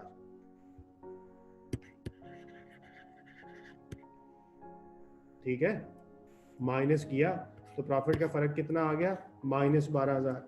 अब कुछ लोग कहेंगे नहीं जी मैं तो पहले 2,000 लिखूंगा फिर मैं उसमें से माइनस करूंगा 10,000। तो ठीक है, आप ऐसे कर लें, कोई मसला नहीं है। 2,000 प्लस में है और ये माइनस और माइनस प्लस हो गया, तो इस तरीके से भी कर लें तो 12 ही आता है भाई। तो देखें, डिफरेंस का मतलब है दोनों को माइनस करना। तो ये 12,000 है। तो जिन बच्चों ने 8,000 निकाला था उन्होंने डिफरेंस नहीं लिया, उन्होंने ऐड कर दिया। तो डिफरेंस का मतलब आप छोटी क्लास से 1-2 से पढ़ते आ रहे हैं कि डिफरेंस का मतलब होता है माइनस करना। तो अगर आप माइनस करने को प्लस करेंगे तो आपको नंबर नहीं मिलेंगे, आप गलत कर रहे हैं। तो जिन्होंने 8,000 आंसर निकाला है वो अपनी इस मिस्टेक को देखें कि उन्होंने कैसा ब्लंडर किया है। तो डिफरेंस का मतलब होता है माइनस करना दो चीजों को। तो जैसे मर्जी लिख लें, 10 - 2 करेंगे तो दोनों चीजें माइनस है, माइनस माइनस प्लस हो जाएंगी तो 12,000 आंसर आ गया। अगर आप 2,000 -10,000 करेंगे तो वो माइनस माइनस प्लस होके 12,000 आ जाएगा। तो दोनों तरीकों से आपका आंसर 12,000 ही आता है। 8,000 सिर्फ उस सूरत में आएगा जब आप इन दोनों को ऐड करेंगे। तो डिफरेंस का मतलब ऐड करना नहीं होता। अच्छा, ये डिफरेंस आप तब कैलकुलेट कर सकेंगे अगर दोनों प्रॉफिट दिए हो। जाहिर है मुझे दोनों दिए हुए थे ना, तो मार्जिनल प्रॉफिट हो, अब्जॉर्प्शन प्रॉफिट हो और कह दे डिफरेंस इन प्रॉफिट बताओ, तो मैं दोनों को माइनस कर दूं।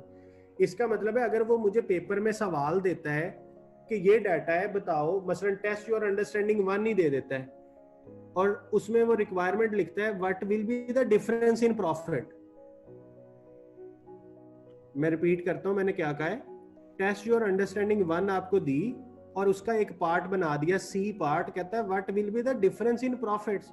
तो इसका मतलब है अगर मुझे डिफरेंस लेना है तो पहले मैं इनकम स्टेटमेंट बनाऊं मार्जिनल की, फिर अब्जॉर्प्शन की, दोनों का प्रॉफिट निकालूं और फिर उनका डिफरेंस ले लूं तो वो डिफरेंस इन प्रॉफिट आ जाएगा।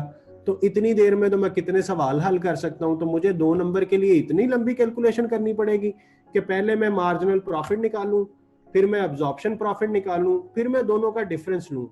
तो ये एक लंबा प्रोसीजर है। तो मैं आपको इसका एक शॉर्टकट बता देता हूं कि अगर आपने डिफरेंस इन प्रॉफिट्स कैलकुलेट करना है तो वो कैसे कैलकुलेट करेंगे।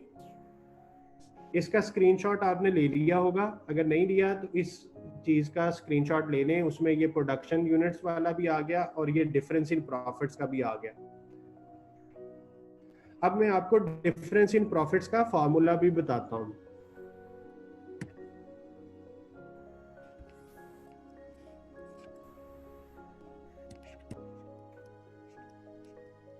डिफरेंस इन प्रॉफिट्स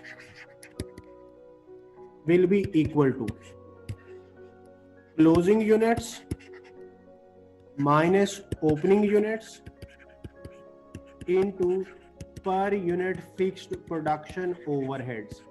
जिंदगी आसान। अब डाटा लिखते हैं।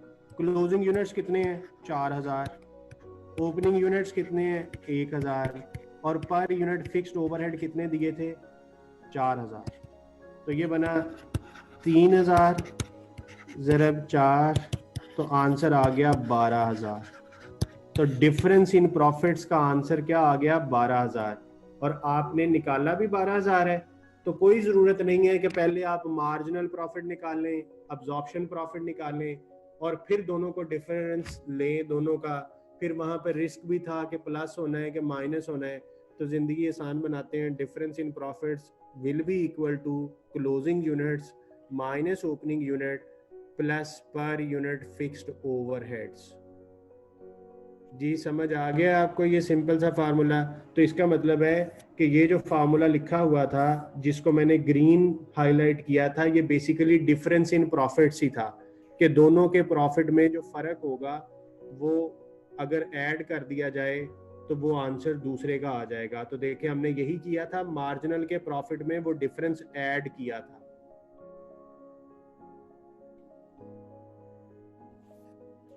जी, तो इसका भी स्क्रीनशॉट ले लें। अगर सिर्फ डिफरेंस इन प्रॉफिट चाहिए तो आप सिंपल ये एक फार्मूला लगा लें, closing units minus opening unit into per unit fixed overheads. कल हमने एमसीक्यूज करने हैं तो आप देखेंगे कि एमसीक्यूज कितने मजे के हैं अगर आपको ये सारी चीजें आती हैं। और ये एक ऐसा टॉपिक है जिसने पेपर में कम से कम 10 से 15 नंबर का आना ही आना है, और ये आपको सारा टॉपिक बेहतरीन आता होगा।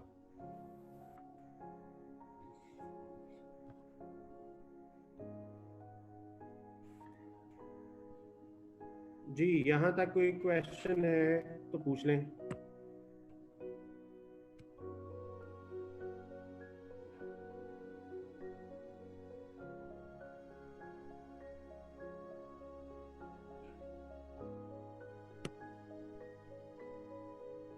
ओके जी, तो ये स्क्रीनशॉट आपने ले लिया होगा इसका। ये आ गया जी अब वो फॉर्मेट जो मैं आपको समझा चुका हूँ। अच्छा, इस फॉर्मेट में और मेरे वाले फॉर्मेट में थोड़ा सा फर्क है। अब ये इसको जरा समझिएगा। ये उसने ओपनिंग इन्वेंट्री लिखी plus variable plus fixed minus closing करके ये इसने सीजीएस बना के ये जीपी निकाल दिया। ये जो चीज इसने निकाली है ये ग्रॉस प्रॉफिट है, और इसने ना अंडर और ओवर यहां आके एडजस्ट किया है, जबकि मैंने आपको ये सिखाया है कि जी अंडर ओवर पहले ही एडजस्ट कर लेना है। दोनों चीजें हो सकती हैं, दोनों रिकमेंडेड है, यानी ऐसी कोई लिमिटेशन नहीं है कि कॉस्ट में ही एडजस्ट करना है, ऐसी भी लिमिटेशन नहीं है कि जीपी में एडजस्ट करना है। जहां पे हमारा दिल करे हम वहां पे एडजस्ट कर लें। तो आप ये देखें, मैंने आपको ये फॉर्मूला फॉर्मेट लिखवाया था, मैंने आपकी कॉस्ट ऑफ गुड सोल्ड बनाई, मैंने adjustment cost of good sold में करने के बाद जीपी निकाला है। ये जरा कंपैरिजन देख लें, मैंने कॉस्ट ऑफ गुड सोल्ड निकाली और मैंने उसमें एडजस्टमेंट की अंडर की, फिर ये adjusted cost of good sold I, फिर जीपी निकाला 17,000। जबकि इसका फॉर्मेट क्या कह रहा है, इसका फॉर्मेट पहले जीपी निकालता है फिर अंडर ओवर कैलकुलेट करता है। तो अगर आपने इसके फॉर्मेट को फॉलो करना है तो फिर अंडर लेस होगा। तो ये अंडर लेस हो रहा है, ये देखिए अंडर को उसने नेगेटिव लिखा है कि अंडर लेस होगा। तो अगर आप जीपी में एडजस्टमेंट करेंगे तो अंडर अब्सॉर्ब्ड लेस होंगे, लेकिन मेरे वाले रूल के मुताबिक आपने कॉस्ट में ऐड करना है। अच्छा, मैं कॉस्ट को क्यों प्रेफर करता हूँ, मैं हमेशा ये रिकमेंड करता हूँ प्रैक्टिकली भी कि हमने ना कॉस्ट को एडजस्ट करना है, क्योंकि अंडर या over absorbed basically the element of cost. तो हमें अपनी कॉस्ट को पहले ही एडजस्ट कर लेना चाहिए, तो आंसर दोनों से सेम आएगा। मसलन अगर मैं उसी फॉर्मेट पे जाऊं, मैं पहले ये कर लेता, मैं इसका जीपी पहले बना लेता, ठीक है, ये वाला क्वेश्चन है ना, ये मैं अगर इसका जीपी पहले बना लेता तो जीपी आना था मेरा जी 63,000 माइनस 46,000। तो ये आना था 63 माइनस 46, सॉरी 45 करना, क्योंकि मैंने एडजस्टमेंट मैं कह रहा हूँ बाद में करनी है। तो अगर मैं बाद में करता तो मेरा जीपी का आंसर आ जाना था 18, और अंडर आया तो अंडर को अब लेस करना है। ये अंडर है तो अंडर को लेस किया प्रॉफिट में से, तो ये 17 आया। तो यानी मेरा जीपी क्या आया 17। तो मेरा वैसे भी तो जीपी 17 ही आया। तो ये आपकी मर्जी है कि आप अंडर ओवर को कॉस्ट में एडजस्ट कर लें या प्रॉफिट में एडजस्ट कर लें। तो मैं रिकमेंड ये करता हूं कि आप अंडर ओवर को कॉस्ट में एडजस्ट करें। इसीलिए मैंने यहाँ पे जब आपको समझाया तो मैंने साथ लिखा था कि ये मैं एडजस्टमेंट कहाँ पे कर रहा हूँ, सीजीएस में। तो हम ये एडजस्टमेंट अगर जीपी में करना चाहें तो जीपी में ये एडजस्टमेंट उल्टी होगी, ठीक है। तो दोनों तरीके से ये हो सकता है। मैंने आपको एक्सप्लेन इसलिए कर दिया कि हो सकता है कोई बच्चा बाद में किताब पढ़े और वो कहे कि हाँ सर ने क्या कराया था और ये क्या हो गया। तो ये आपने इस बात का ख्याल रखना है। ये फिर आगे वो अंडर ओवर की बात कर रहा है, ये सारा कुछ मैं आपको पढ़ा चुका हूँ। ये मार्जिनल का फॉर्मेट आ गया, ये भी हम सारा कर चुके हैं। फिर ये उसी चीज को डिस्कस कर रहा है, इलस्ट्रेशन है, ये आप करना चाहें तो आप कर सकते हैं, ये आप कर लीजिएगा कंप्लीट। पेज नंबर 9-10 पे फॉर्मेट दिया हुआ है, आपने इसे कंप्लीट करना है, सॉल्यूशन भी दिया हुआ है, ये आप कर लीजिएगा। अच्छा, ये टेस्ट योर अंडरस्टैंडिंग 2 है, इसमें भी आपने स्टेटमेंट बनानी है और मार्जिनल में भी अब्जॉर्प्शन में भी। तो ये आप करेंगे, आपको पता चलेगा, मजा आएगा। अच्छा सवाल है।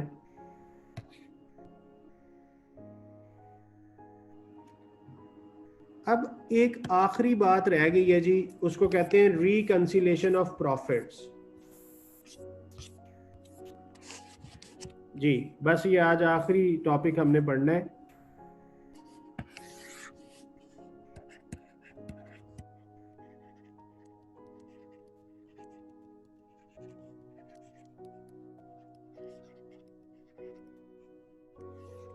रिकंसिलेशन स्टेटमेंट भी कह सकते हैं, रिकंसिलेशन ऑफ प्रॉफिट भी कह सकते हैं। इस स्टेटमेंट का फॉर्मेट ये है कि आपने मार्जिनल प्रॉफिट से शुरू करना है। जैसे कि अभी हमने सवाल किया तो हमारा लॉस आया, हम यहां पे लॉस लिख लेंगे। अच्छा, रिकंसिलेशन का कॉन्सेप्ट क्या होता है?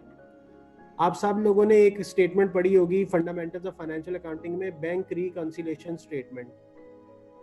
तो उस स्टेटमेंट में हम करते क्या थे कि हम बैंक के बैलेंस से स्टार्ट करते थे या कैश बुक के बैलेंस से स्टार्ट करते थे, बैंक के बैलेंस पे एंड कर लेते थे, क्योंकि कैश बुक का बैलेंस कुछ और होता था, बैंक का बैलेंस कुछ और होता था। हम उनको आपस में टैली करते थे, रिकंसाइल करते थे।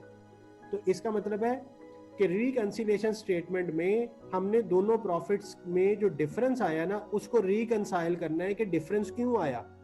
तो इसका मतलब है अगर मैं मार्जिनल से शुरू कर लूं और मेरा जवाब अब्जॉर्प्शन वाला आ जाए तो प्रॉफिट रिकंसाइल हो गया। सेम वही लॉजिक के कैश बुक के बैलेंस से शुरू करता था, बैंक के बैलेंस पे एंड कर लेता था, तो वो रिकंसिलेशन हो जाती थी। तो यहां भी मैं एक के प्रॉफिट से शुरू कर लूं और मैंने आपको कहा आपने किससे शुरू करना है, मार्जिनल प्रॉफिट से शुरू कर लेना है और आंसर अब्जॉर्प्शन आ जाए, तो फिर इसका मतलब है आपका क्वेश्चन सारा ठीक है। अच्छा, इसके अंदर आपने ऐड करना है closing units into per unit fixed overheads. तो इस क्वेश्चन में क्लोजिंग यूनिट 4000 थे, उसको पर यूनिट फिक्स ओवरहेड से मल्टीप्लाई किया तो ये बना 16000, और लेस करना है opening units into per unit fixed overheads. Opening unit इस क्वेश्चन में 1000 थे, इंटू 4 तो ये 4000 लेस होगा। तो अब ये जो आंसर आएगा वो हमारे कॉन्सेप्ट के मुताबिक क्या आएगा, अब्जॉर्प्शन प्रॉफिट। तो अब जरा करते हैं, ये माइनस माइनस ऐड हुआ, 14000 हो गया, 14000 में से 16000 माइनस किया तो ये 2000 प्लस में आ गया, तो यही अब्जॉर्प्शन प्रॉफिट था। तो देखें, हमने मार्जिनल प्रॉफिट से शुरू किया, अब्जॉर्प्शन प्रॉफिट पे आ गए तो प्रॉफिट रिकंसाइल हो गया। तो ये जो एक छोटी सी स्टेटमेंट आपके सामने बनी है, इस स्टेटमेंट का नाम प्रॉफिट रिकंसिलेशन स्टेटमेंट है। अच्छा, ये कोई नई चीज नहीं है, ये मैं आपको पहले सिखा चुका हूं कैसे। अब जरा वो भी देख लें कि कैसे सिखा चुका हूं आपको। अभी मैंने एक इक्वेशन पढ़ाई, absorption profit is equal to marginal profit plus closing units, difference वाली जो इक्वेशन थी, minus opening units into per unit fixed overheads. ये पढ़ा। अब देखिए, इसका रूल है कि ये इससे मल्टीप्लाई होगा, ये इससे मल्टीप्लाई होगा। तो इसको करते हैं, marginal profit plus closing units into per unit fixed overheads. अच्छा, और ये दरमियान में माइनस है तो ये माइनस हुआ, opening units into per unit fixed overheads. Marginal profit कितना आया? 10,000 का लॉस है। Closing units 4,000 ज़रब 4, opening units 1,000 ज़रब 4। इसको सॉल्व कर लेते हैं। 10,000 माइनस में 16,000 पॉजिटिव माइनस 4,000, तो अगेन आंसर वही 2,000, और ये 2,000 किसके बराबर है? अब्जॉर्प्शन प्रॉफिट के, क्योंकि ये इक्वेशन क्या थी। तो ये देखें, ये बेसिकली वही फॉर्मूला है, उसी को मैंने प्रॉपर स्टेटमेंट में कन्वर्ट कर दिया, तो ये रिकंसिलिएशन स्टेटमेंट कहलाएगी।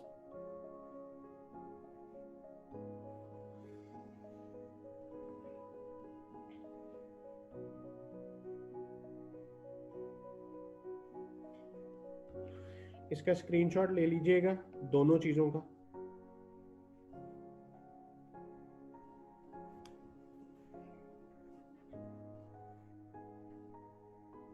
क्वेश्चन है तो पूछ लें।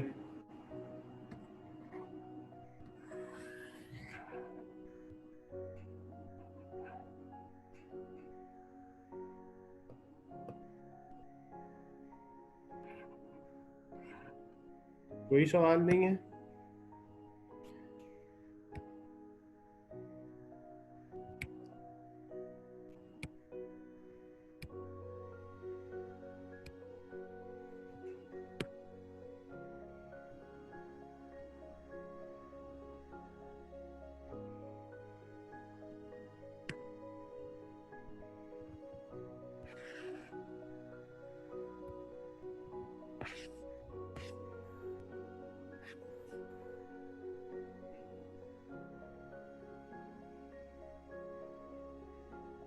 अच्छा, ये टेस्ट योर अंडरस्टैंडिंग 3 देखिएगा।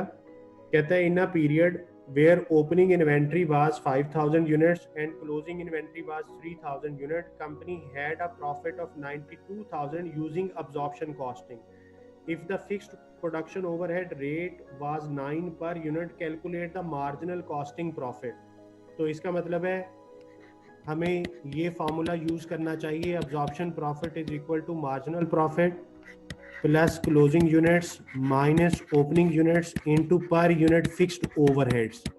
तो जो चीज़ें दी हुई हैं वो लिख लेते हैं। अब्जॉर्प्शन प्रॉफिट दिया हुआ है 92,000, मार्जिनल प्रॉफिट फाइंड करना है। क्लोजिंग यूनिट्स उसने दिए हुए थे 3,000 और ओपनिंग दिए हुए हैं 5,000 और पर यूनिट 9 है। तो यहाँ पे मार्जिनल प्रॉफिट जो है वो बन जाएगा 2,000 इंटू 9। तो ये बना marginal profit plus 18,000 is equal to 92,000। तो ये 18 इधर आ जाएगा, माइनस हो जाएगा, is equal to marginal profit. तो मार्जिनल प्रॉफिट का आंसर आप निकाल लें, 92 माइनस 18, तो 74,000 इज द आंसर।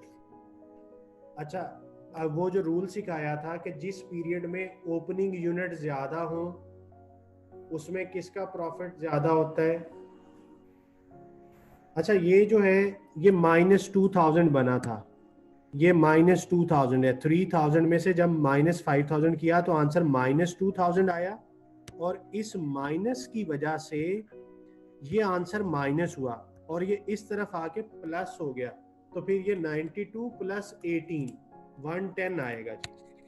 तो ये 110,000 है। और वैसे भी हमारा रूल यही था कि जब ओपनिंग यूनिट ज्यादा होंगे तो मार्जिनल का प्रॉफिट ज्यादा होगा। कितना ज्यादा होगा? जो इनका डिफरेंस होगा। तो ये वाला जो इतना पोर्शन है ये क्या था? ये डिफरेंस ही था ना, तो डिफरेंस के बराबर आ जाएगा। जी, उम्मीद है कि ये आपको इलस्ट्रेशन समझ आ गई होगी। टेस्ट योर अंडरस्टैंडिंग 3 जो है। एक बच्चे ने कहा है कि स्क्रीन नजर नहीं आ रही। क्या सबको स्क्रीन नजर नहीं आ रही? मुझे बताएं जरा।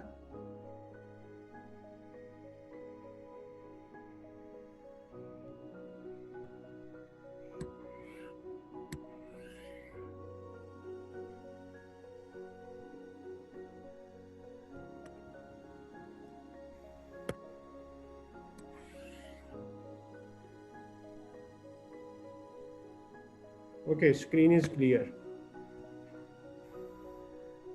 तो चैप्टर हमारा जी कंप्लीट हो गया। ये जो आगे बातें हैं ये IAS 2 के हवाले से मैं कल बता चुका हूँ कि इंटरनेशनल अकाउंटिंग स्टैंडर्ड 2 किसको प्रेफर करता है। ये इनके एडवांटेजेस हैं कि मार्जिनल के क्या एडवांटेजेस हैं और अब्जॉर्प्शन के क्या एडवांटेजेस हैं, इनको आपने पढ़ना है। थ्योरेटिकल क्वेश्चन बन सकता है, इन एडवांटेजेस पे पढ़ के देखिएगा। कोई एडवांटेज ना समझ आया तो फिर हम उसे डिस्कस कर लेंगे। तो चैप्टर हमारा कंप्लीट है। आज आपने इसको सारे को कंप्लीट करना है। कल हम इंशाल्लाह इसके MCQs करेंगे क्लास में, और कल हम इसके MCQs करके इसको कंप्लीट कर देंगे जी। ये हमने अभी टेस्ट और अंडरस्टैंडिंग 3 की है, तो मार्जिनल का प्रॉफिट जो है वो 110 ही है। तो इसका बी पार्ट आपने खुद से कर लेना है, उसमें मेरा ख्याल है एब्जॉर्प्शन प्रॉफिट पूछा हुआ है उसने। तो वही जो फार्मूलाज मैंने आपको लिखवाए हैं उन फार्मूलाज को फॉलो करें तो आप बड़ी आसानी से सारे सवाल को कम टाइम में कर लेंगे। ओके जी, अल्लाह हाफिज़, अपना ख्याल रखिएगा। कल इंशाल्लाह फिर इसको आगे स्टार्ट करते हैं। Thank you.